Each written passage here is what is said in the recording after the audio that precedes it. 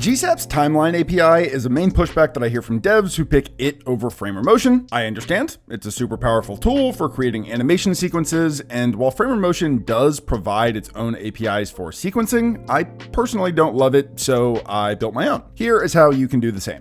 Cool, so just to take a second here at the beginning, let's go over a little bit more of what I see the problem as and how Framer Motion tries to solve it and what I don't like about that. So GSAP has a very, very complex in-depth timeline system. And what I mean by timelines is they allow you to build sequences of animations over, multiple different elements. So by example, you'll see this little run that they have here. You can sequence this animation to run first and then another one to run after that at a specific point, kind of like in the timeline. And they can be arbitrarily complicated. I won't spend too much time trying to read through their documentation here. I'll have it in the description if you want to. But what is a little bit more important to jump to is just the fact that Framer Motion does have its own kind of version of these sequencing tools. So the most React-y kind of way to do this is using the useAnimate API. So this is just a hook. I have videos on this. If you've used Framer Motion for any period of time, you've probably seen stuff like this before, but they let you do a more kind of imperative version of running animations. So you'll add kind of a scope to an element like this, and then you have this animate callback function, which you can call across any elements that are within this given scope. If you actually scroll through the documentation here, you're probably not going to see any direct sequencing stuff, but what you will see is that these function calls are asynchronous. So you can run one after the other, et cetera, and essentially create your own sequences. And if you actually come back up to the top and you click this link here, you'll see that the useAnimate API is actually just a wrapper around this other animate function. And if you look in here, you will see that they have sequencing tools. So you see like down here, you can actually pass in lists of different sequences and then, animate different things one after the other. Now these sequences do work pretty similar to how GSAPs work. So you can kind of give it like these so you're saying, I want to start this at 1 second after the beginning. And they have a bunch of different ways that you can actually define these parameters. So like, for instance, down here, you can kind of read some of these little comments. So if I put at minus 0.2, this will start 0.2 seconds before the end of the previous animation. This is, very similar, probably taken directly from how GSAP does things. Now, there are a couple of kind of issues that I see with this. So to start, let's just take a look at it like a kind of a real world example. So this is my website, and this is a complex sequence of animations in the hero section running over here. And if you actually look at the code for that, I don't particularly like how this looks. So, I'm animating, calling the useAnimate animate function, and I'm waiting on that, waiting for this to happen. And it's just kind of one animation after the other. And if you actually want to run multiple different animations at the same time, so pretend I wanted this animation to run and this animation to run, I would have to not await this one, and then these two would run. I wouldn't actually wait for this function call. It would go all the way down to this one. So that would let both of these run at the same time. And this is generally how I actually do sequencing with Framer Motion personally. But back to the original point of being able to pass in animation sequences, that also is totally possible. So let's take a look at an example of that. Cool. So as a basic little example here that I've got set up, I just have this function right here, or this component right here. It's calling useAnimate. I get this scope back, which is just a reference that I'm passing to this div right here. And then inside of this div, I have 3 separate divs that just make up 3 little kind of white boxes. So this element that you're seeing over here on the right isn't one big element. It's actually 3 separate elements. And up here, we can see that because we can start sequencing animations. So I just have my animate call right here. So this is just being called on mount. And if I uncomment this first one right here, we'll see that it animates the height of this middle one down to kind of half of its original height. Now, what you're supposed to be able to do is you're supposed to be able to add multiple different animations, one in a line. And if we just save it from there, we're going to see that it kind of works. But if I refresh the screen here, we're going to see that it kind of glitches out. See, so you didn't really get that original animation. And I've seen this in a couple of different versions of Framer Motion. Obviously, it works at some point, but it just kind of feels like it's not something they really keep up with. And this does also allow you to do at kind of like if I wanted to run both of these at the same time. So I wanted to be able to run this middle one and this third one both at, say 1 second. I should theoretically be able to go at 1, something along those lines. And what should happen is this should run, and then 1 second into my animation, this one should run, or both of these should run rather. If we see this right now, we can refresh, that middle one kind of explodes, and that does actually happen. And whatever some of these bugs are, it's totally fine. Even if this worked perfectly, for me personally, this kind of syntax generally isn't what I like. It does make sense, and it is a little bit more flexible. Kind of what we're going to walk through today isn't going to let you do something like, minus zero point 0.2 seconds or 0.25. It's gonna be a little bit less flexible in that sense, but at least from my mind, for 95% of the animations, the sequences of animations that I write, it kind of gets the job done. So theoretically, how I would like this to work, I'm actually just gonna get rid of this, is I would like to be able to have some kind of call, preferably just one direct hook, which returns me this scope.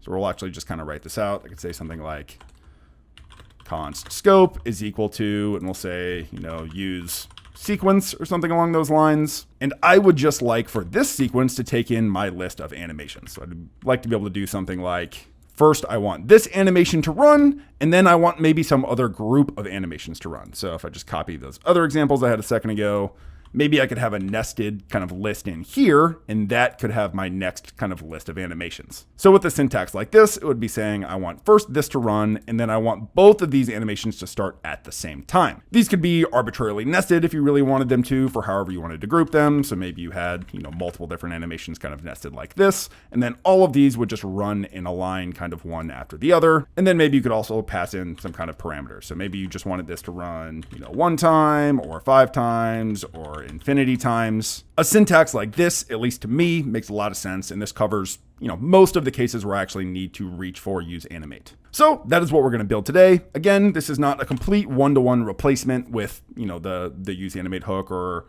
GSAP directly. This isn't going to give you direct kind of play and pause controls, although you could totally build those in. But for me, again, it covers most of my use cases, so I'm going to show you guys how you can do that. So just one more quick overview on what I've got here. I have some kind of transition options that get passed into our animations. I'm just going to be reusing those, so I've already defined them up here at the top.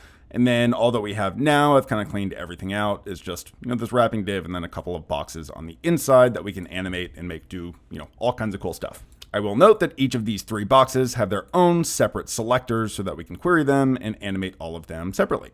As mentioned, I would like the way for this to work to be kind of based on a custom React hook, and that's going to be working around the normal useAnimate hook that we get from FramerMotion. So let's start by just kind of setting that piece up. I'm going to call mine useMotionTimeline. It could be useSequence, useKeyframes, whatever you want, whatever you think makes the most sense. For now, this is not going to take in any parameters. It will here in a second though. And this is just going to call the normal useAnimate function inside of it. And all this needs to return is a scope. So I'll just say return scope. As mentioned, you could totally feel free to play around with this and try to extend it with, play and pause and reverse and however fancy you want to get with it. And then you could return those from the hook as well. But for this case, let's just make this so you can actually create sequences. And in this case, we'll just, return it essentially with this fashion. So I can now come back up to the top. I can get my scope. So I can say const scope is equal to useMotionTimeline. For now, this doesn't actually take anything in. And we can just kind of pass this in as the ref. So I'll say ref is equal to scope here. And maybe just to test this out, let's just call that useAnimate function. So we could just, maybe take this middle element right here, this div, and just change its height or something like that. So as a basic example, come back down here, just open a use effect, empty array. So it just runs once whenever this runs. Then we can call animate. Kind of the API for this is similar to most animation libraries. So let's say I want to target bar 2 here. That is within my scope, which is up here. So I can just say that I want to animate the bar 2, and then we could say I want to change its height to, let's say, 48. Now if I save this, we should see that that animates down. Perfect. So this is working as expected. But as I mentioned, what I would like to do is I'd like to be able to kind of pass these in as parameters to my hook. So I'm just going to kind of comment all of this out for right now. And as a basic example, what I would like to do is I would like to have an array, and then within that is just a bunch of different tuples. So I could do something like this, and then maybe my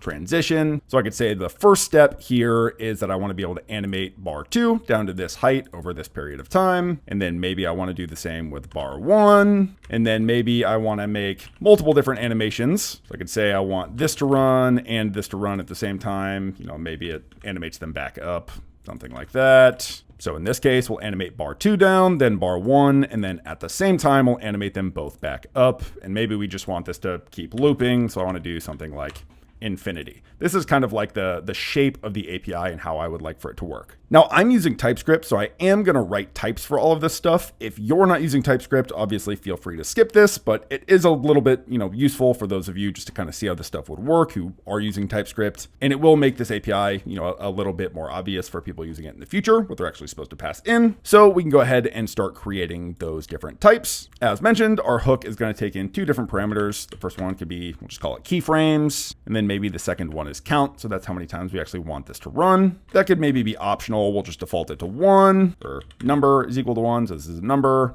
And then for our keyframes, we're going to need to create a type for this. So we'll call that type, we'll say animation. And actually not even specifically an animation, we are going to want this to be a list of animations. Now we're going to note that this is going to need to be a recursive type, and that's because there could be an arbitrary kind of depth of these different animations. So a single animation is going to take a shape similar to this, which is just essentially the parameters that you pass into a single useAnimate call. But it also needs to be able to take nesting, where there's an arbitrary level of nesting, and inside of that arbitrary level of nesting is more animations. That might be a little bit confusing, but I will show you what I mean down here. Now, if we hover over our animate function right here, we can actually see the different types that this assumes that it needs. So it needs a value with this type, keyframes with this type, and then optionally dynamic animation options or undefined for the third value. So this acts essentially as a tuple, and we're going to need to define something similar to that. So that might look something along the lines of this. I need to actually make sure I import these. So the first element of our tuple in our type is going to be element or selector, then DOM keyframes definition, and then optionally either, this dynamic animation options or undefined. And then based off of this, we can create our actual animation type. So below here, I'll say type animation, and that is either going to be animate params like this, or it is going to be a list of this same type. So animation params, and this, as I mentioned, is recursively looking back upon itself and the way that it kind of defines itself, which is why we can do this kind of recursive nesting like this. We're going to notice though that we did this right, because if we scroll back up, we're not getting any kind of red squigglies up here anymore. So now we just need to figure out how to take these animations and start actually running them. I am going to need a use effect here, but I'm not going to need my call that I'm making to animate. And also, just as a safeguard, we're going to do this before we actually set everything up. We want to make sure that this actually stops running whenever the element gets unmounted. And to do that, I'm going to need to be able to store just a reference to kind of a Boolean like this with a useRef. And it will become a little bit more apparent as we go along why we actually need this. But for the time being, just so you don't end up getting any infinite loops, I want to do this now. We're just going to say mounted.current.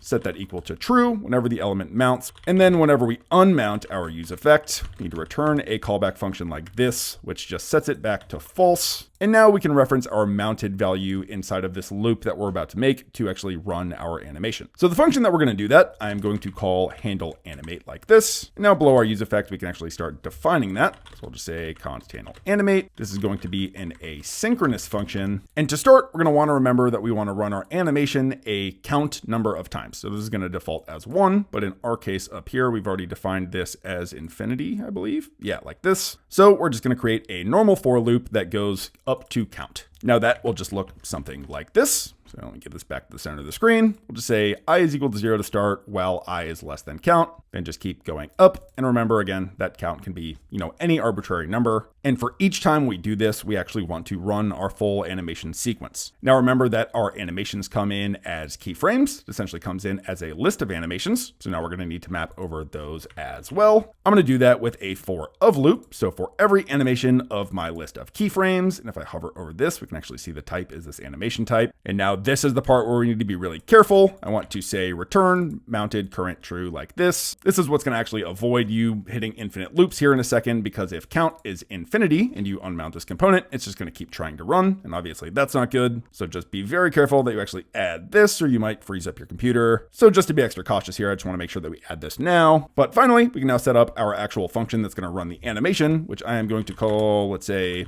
process animation. This process animation function can take in this animation that we're getting from our for of loop. And now we can go ahead and define that. So process animation, this is an asynchronous function as well. It takes in an animation of type animation. And I typed animation wrong. There we go. Now that's fixed. And now we can actually run our animation. So remember that we're building this on top of this useAnimate hook. So what we're going to do is we're going to use animate just directly and pass in whatever the animation is that is passed in. So a simple version of this would look something like this. We would just say animate, and we would await that because it's asynchronous. And then we should just be able to spread in whatever animation is actually passed in. But note that we're getting a little bit of a squiggly here. And the reason is because this isn't always going to be a single animation, right? This could potentially be a list of animations like we have up here, right? So we have one single animation for most of these, but then we have nested animations. So we need to be able to guard for that before we actually try and run it. Like if I commented this out, this would actually work, but with our kind of nests of animations here, it's not going to work as we expect it to. Now there's a couple of different ways that you could actually run this check, but probably the easiest is just checking that the elements in the animation that's passed in are arrays or arrays within arrays.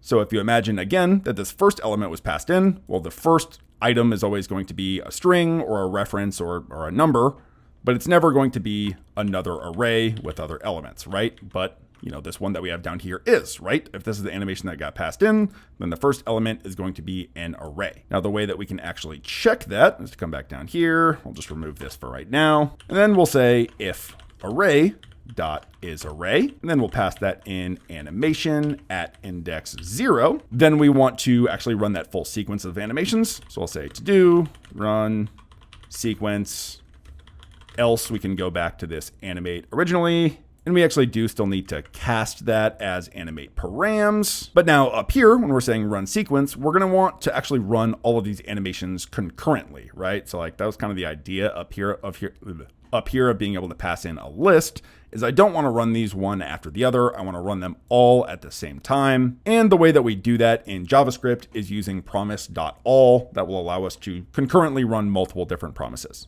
So more in plain English here, let's say await, and we'll call promise.all. Now remember that this animation is actually a list potentially of either other animations or other nested groups of animations. So we'll say animation.map. And then for each one of our animations, first of all, actually this needs to be asynchronous right here. So it's an asynchronous callback. Each of these different animations or all of these different asynchronous functions will run concurrently as mentioned. But inside of here, this is going to look a little bit weird, but we're going to want to say await, and then we're going to recursively call back on this same process animation function. And then we'll just pass that in whatever, a value is being passed here. Again, we'll need to cast that as animate params. And I believe if we save this now, we should see our animation. Yep, there we go. And it's running infinitely. Going back up just to reference this with our original animation, we're saying that bar 2 is going to shrink, then bar 1, and then at the same time, both of them are going to grow back to full size, and this is going to run infinitely. We could bump this down to say 2, and it should run once, twice, and then it should be done. Yep, there we go. Perfect. So really, this is the whole API. Now, of course, we could get more complicated with what this animation is, which we'll do. Let me just drop in a more complicated example. Let's go with something like, this. And before I save this, we can actually walk through what this is going to do. So first things first, it's going to take bar 2 or the middle one, and it's going to shrink its height down. Then bar 1 and 3 are both going to kind of spread out on the x-axis. After that, bar 1 and 3 will both rotate 90 degrees and shrink down as well. So at this point, we should kind of have like 3 equally sized boxes next to each other. Then we're going to move bar 1 and 3 back in so that they're kind of centered over the middle of the first one. Then all 3 of these are all going to rotate at different amounts. It's kind of make like a star looking thing. And the first 2 are also going to change colors. And then finally, for our last step, all 3 of these are just going to be reset to their original position. And we can run this, let's say, infinity. And now let's save that and see how that looks. So just refresh that, bump this up a little bit more. Yeah, perfect. There we go. Then it should reset and it should just keep running infinitely. And that is going to be our setup here. As mentioned again, if this does get unmounted, what we're going to do is we're going to exit out of that right here. So we don't just keep trying to kind of process this infinite loop. We're going to go all the way up to our count. We're going to loop through all of our animation keyframes and call this process animation function. If the animation that you're actually passing in is just a kind of an animation type, like an animation params type, then we can spread that in. We know that based on whether or not the first element is an array. And if the first element is an array, then that means we want to run all of them concurrently, which is going to look something like this. And that is pretty much it. Obviously, like I mentioned at the beginning of the video, this isn't a one-on-one or a one-to-one version of something like a timeline that you're going to get in GSAP or even the normal way of using Animate. But for me, if I'm just building different kind of like loading animations like this or page enter animations, things like that, then this is generally the way that I actually kind of like to go about it. Of course, this can be pretty easily extended to be able to take in, things like play and pause, which it doesn't actually do right now. So if you wanted to kind of push yourself a little bit further, it would be cool to be able to return, play and pause. You could take in different optional parameters to your hook to be able to, pass maybe different transition values through different animations, stuff like that. And I think that would be a really good kind of little bit of homework if you're trying to expand your skills a little bit. But that's going to be it for the time being for me. All of the source code for this will be in the description, along with all of the links that I mentioned earlier. If you got anything out of this video, I would massively appreciate a like and a subscribe. Beyond that, I'll see you guys next time. Peace.